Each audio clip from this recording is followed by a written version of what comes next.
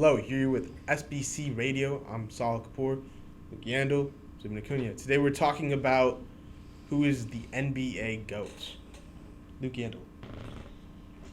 I'll start with Michael Jordan. Michael Jordan, 6-0 in the finals. Legendary career, legendary numbers. I think a main argument is that, MJ did have, great teammates, but it was only, Scottie Pippen and Dennis Rodman. Outside of those teammates, he had role players to play with. And I think it shows a lot that he was able to do that much with not a lot of help. I got to go with LeBron. Freak of nature athlete, unreal. It's unreal how talented he is. And the fact that he's been doing this for, 17, 18 years is ridiculous. It's like he's not human. Yes, MJ was an incredible player as well, but everything LeBron's been able to do and the fact that he's been able to do it for so long and so consistently is just ridiculous to me. LeBron James makes his teammates better. He's just a great person to have around on your team. He has to be the centerpiece of your team. He does everything for your team. He can rebound, he can pass, score, literally everything. He plays great defense.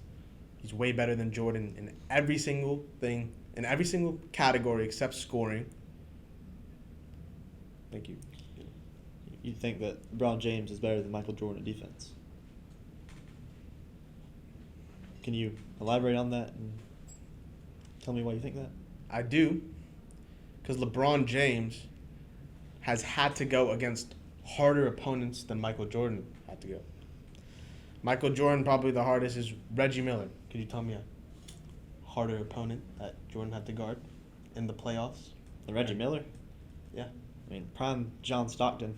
John Stockton, what is he doing except passing? Is he like Steph Curry? He could Lights score. up from three? He could score. And, John Stockton was an amazing player. He had to guard, other guys than just that, though. You forget about the Lakers and the Celtics at that time. I do have to give it to Luke as well. I've heard Baron Davis, I think it was Baron Davis, say that John Stockton was actually the toughest player he had to guard. I guess the competition and comparing errors is just so difficult because we always hear people saying, oh, MJ had no competition. Wilt Chamberlain and Bill Russell had no competition. And just to compare people from years apart, decades apart, is tough. But I will agree with Luke that I do think MJ is the better defender. But LeBron's better at a lot of things than MJ, in my opinion.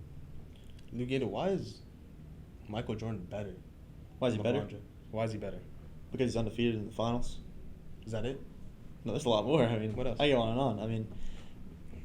LeBron James, he's an amazing player, and obviously he's an amazing player.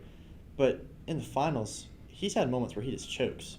Jordan does not choke. Jordan is clutch. Jordan made clutch shot after clutch shot. LeBron, he makes clutch shots and defensive plays like the block on Iguodala, and a shot. It's hard to think of some shots in the playoffs he's made, but just moments down the stretch, LeBron has been clutch. Jordan, if you want someone to go out and win you the game with 12 seconds left, Jordan's going to do that just about every single time. You could give it to LeBron, but he's going to convert maybe 40% of the time. Jordan always converted, almost always in the finals and the playoffs. So without Scottie Pippen, Michael Jordan is 1-9 in the playoffs. What do you have to say about that? Well, when LeBron James was in his first year on the Lakers, did he make the playoffs? He was injured. He was hurt. But did he make the playoffs? They did not, because... But he got injured because he was the only one. Exactly.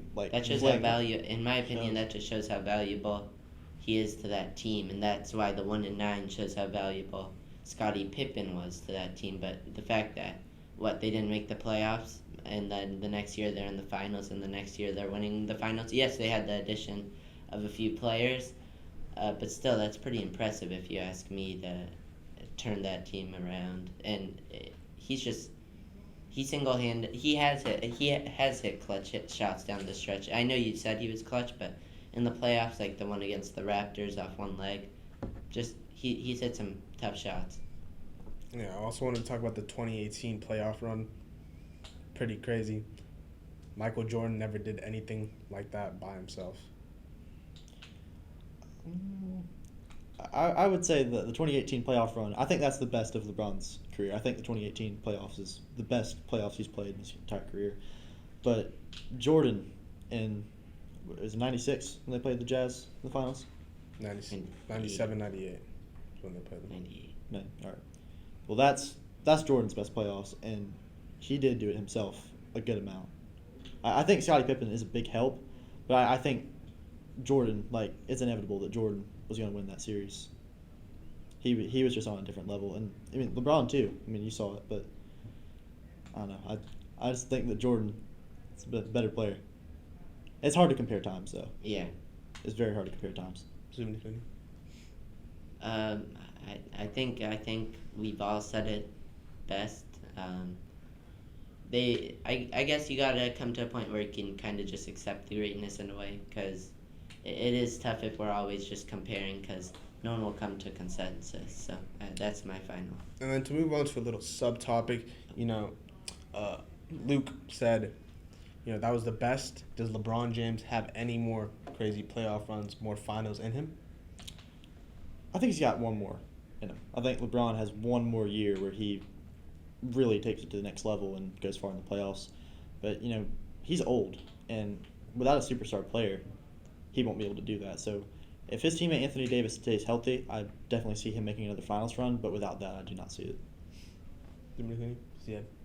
How many years does he have left? I think he has a few more years, and I gotta agree with Luke. Thank you. That's SBC Radio, episode 2.